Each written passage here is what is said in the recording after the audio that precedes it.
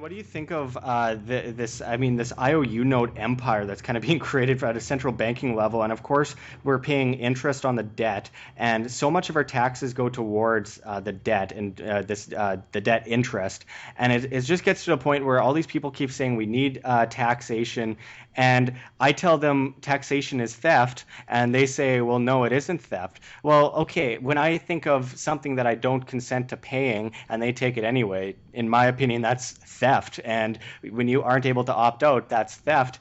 And of course, all this money is going to pay off this interest, so much of it anyway. And then out of control, stupid programs that actually create the problems that they propose to erase. So, what do you think of this whole debt interest and the slogan that's been going around a lot lately, which is taxation is theft?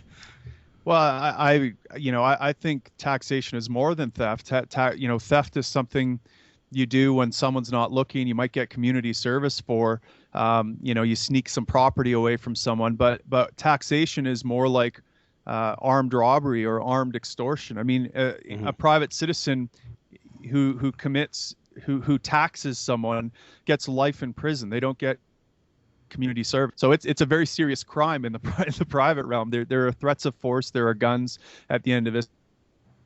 There's someone in a cage. There's destroying their lives. I mean, it's a serious problem. And of course, obviously we want to limit that, and we want to, try to work towards a society that is funded and connected voluntarily rather than through these coercive means. It's extremely troubling, especially as a father, teenagers entering the workforce. A lot of I spend a lot of time worrying about what life is going to be like for my kids and my grandkids. There are just some indications that, first of all, that the economy isn't sustainable, and at the same time, we have all this meddling in the Middle East, riling up a hornet's nest. At the same time, we have a socialized program of trying to import people that are not compatible with our culture on the taxpayer's dime, and this seems like a recipe for disaster on all levels, that we're going to see economic collapse. At the same time, we see civil strife and chaos. At the same time, we see increased military action, and that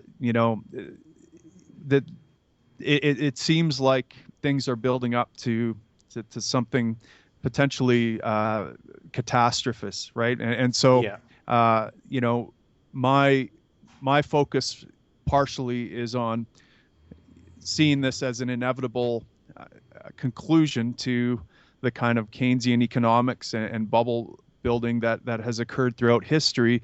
Societies, economies, cultures go up and down in ebbs and flows, and we're due for a downward fall at some point. And so I think it's incumbent on all people who see this coming to prepare themselves, to prepare their families, to as much as possible send out a clarion call to friends and people that might not be awake to this, to get your affairs in order. Prepare to band together as fellow humanists, people that are concerned about the future of mankind, who understand that on the horizon are people calling for more authoritarianism. Things are going to get very bad, and people don't yell for more freedom in these times. They yell for more authoritarianism, socialism, or fascism. Pick your poison, But so we need people of principle, people who are involved in the liberty movement, prepared.